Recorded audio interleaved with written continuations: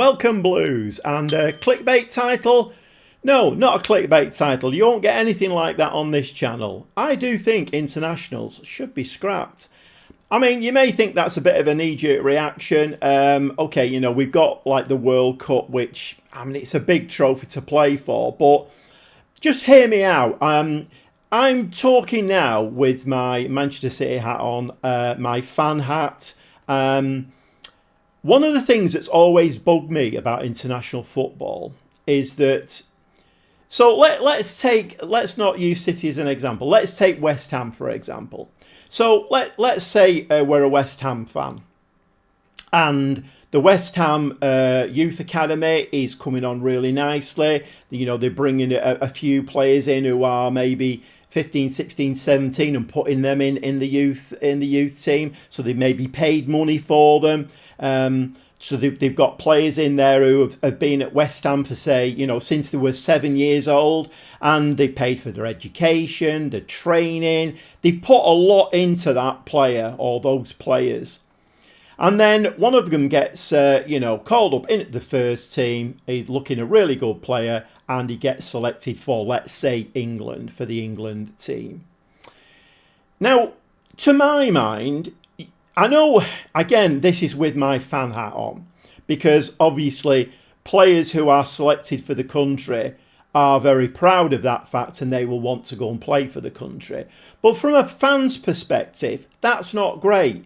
Because very often, and I've seen it with City, I've seen it many times where players have gone on international duty, got injured, come back, we've lost a player for however long. And that's not great, is it really? And all the international setups have the first say on what happens with a player. So you can't say, no, I'm sorry, he's not going, unless he's injured. If he's injured, I mean, we've just seen a situation with England where 9 players pulled out. Were they injured? Weren't they injured? I know Guardiola, well, I think I know Guardiola would be saying, you know, if you've got the slightest twinge, don't go. I'd rather you didn't go. Because we had the whole thing about Grealish, didn't we? You know, Grealish has not played for City for a few weeks now. He was injured, and yet England call him up. In the end, he doesn't go. Him, Stones, Foden don't go. So I don't know whether you can see where I'm going with this. I don't know whether you agree with me. If you don't, or you do, put it down in the comments. This is just my opinion. But it just seems very odd to me that, you know, a team like West Ham, City, whoever, a team brings a player through, nurtures them, pays out for all of the training, the schooling and everything, and then all of a sudden a national team comes along and says, oh, we like the look of him, we'll have him in the international setup. If you could turn around and say, I don't want to go, or the club don't want me to go, then fine. You can't do that. You can't do it. And that to me seems bonkers. I don't understand it. I really don't understand it. I mean, what I'm getting at, basically, so the basis of my argument is that the club sides come second and the international setup comes first. That's the way it works. It shouldn't work like that, you know, and especially for a team like City, because, you know, we're challenging on so many fronts for so many titles and trophies, and yet all of a sudden we get players taken away from us, possibly come back injured. I mean, this Nations Trophy is bonkers.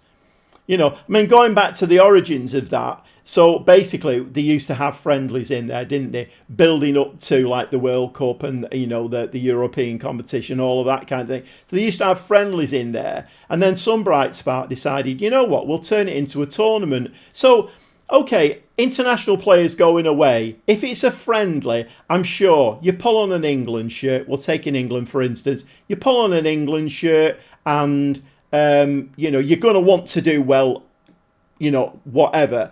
But I'm sure if it's a friendly and you know you've got a big game at weekend against, well, one of your big rivals, you won't want to get injured for it. So maybe you hold back a bit. I don't know. If it's a tournament and you know that at the end of it, potentially your nation is going to get a trophy, then possibly you're going to put more into it. So making it a tournament, making the Nations League a tournament, surely puts more pressure on players. And, you know, and there we go again. You know, there's so many angles to this. I mean, one or two of our players, and I think quite a few players have voiced concerns about the number of games that they're playing at the moment. And I know there's a lot of people saying, "Oh, well, they're on £300,000 a week. They should be able to." Well, not really.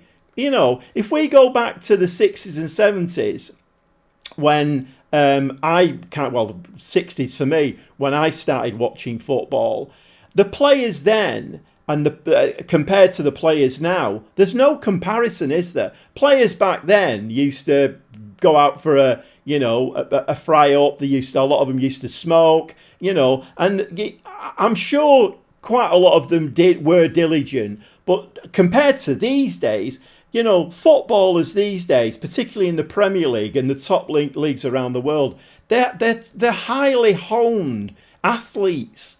You can't expect them to be playing all of these games and just keep churning it out. The World Club Cup next summer. So again, some bright spark has decided, instead of it being like 3 or 4 games and it's going to be, like every 2 years or whatever it was, we're going to have it now next summer. I think it's 32 teams or something bonkers like that. I mean, it's just off the scale ridiculous. I mean, a lot of other fans will say that I know City have asked for their Premier League start to be delayed a bit, and the Premier League have said, no, we're not doing it. So, of course, we finish playing the World Club Cup, and if we get through to the final, we've not got much of a break then before the Premier League starts. And, okay, I know a lot of people will be like, violins out for Manchester City. But, this is a City fan channel, so I'm going to say what I want to say. It's my channel. I'm a City fan. I'm looking out for my team. So the rest of you can do one. Because at the end of the day, I don't think it's right. I really don't think it's right. And while we're at it as well, and another little angle to this, there's lots of angles, the African Cup of Nations. I mean, how is that run in January when there's, leagues are running? Particularly like the Premier League is running. I know in Germany, they have a winter break, don't they? But in England, we have the Premier League is running. So, for instance, when we had Yaya Toure and Kolo Toure in the team, and I mean, there are lots of other examples of that, aren't there? But we used to lose them for, I don't know. Well, it depends how their team does in the African Cup of Nations. If they get through to the final, you could lose that player for 6-7 weeks. It's madness. The Premier League should take precedence. There's a lot of money involved. Fans are paying lots of money these days to get into stadiums, to travel, to get into games.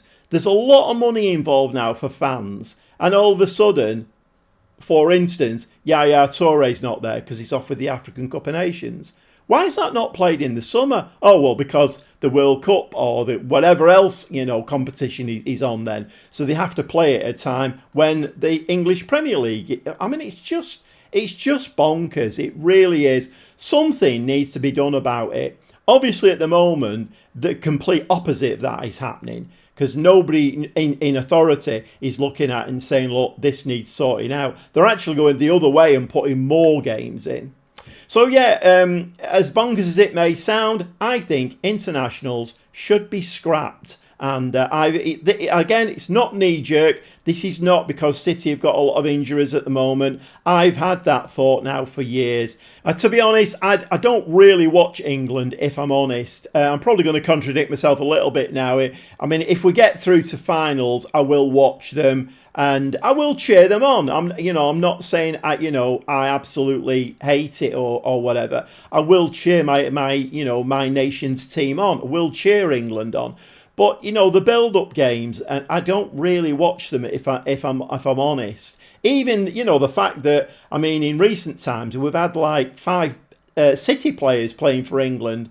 Again, I still don't really watch it. I don't know. I don't think I have the interest. And of course, with my opinion being that internationals should be scrapped, it would be a little bit two-faced, wouldn't it? I mean, maybe I am a little bit two-faced if I'm watching the finals. I don't know. But then again, the finals are generally on when there's no other football on. So they're on in the summer, the league's finished, like most other football fans, you're craving football, aren't you? The time between the season finishing and the season kicking off again for most football fans is, well, I mean, quite frankly, it's boring, and we get a little bit, we're at a loose end, aren't we, until the season kicks off again. So an international competition here or there. But I mean, okay, I suppose they have got to play friendlies, they've got to train together, they've got to get used to a manager's tactics. I don't know where I'm going with this, but I really don't like international football,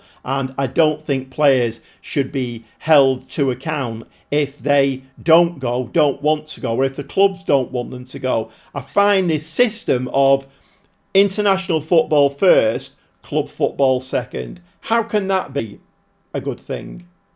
Answers on a postcard.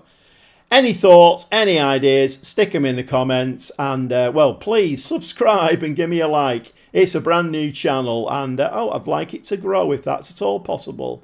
We'll see you next time.